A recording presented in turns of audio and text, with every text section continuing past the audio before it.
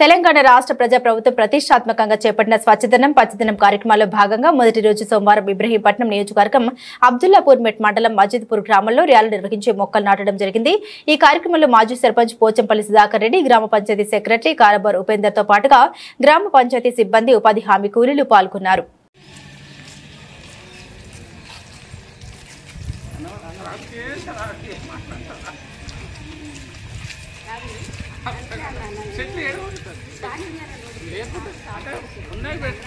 ఉన్నాయి లేదండి మొత్తం వెళ్ళామంటే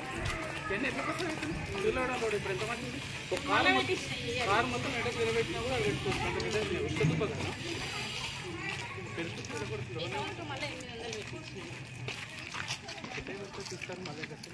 తర్వాత రోడ్ల మీద కానీ చౌరస్తాల కానీ గుళ్ళ కాడ బల్ల కాడ నీట్నెస్ ఉండాలని, ఎందుకంటే నీట్నెస్ వచ్చేది వర్షాకాలం కాబట్టి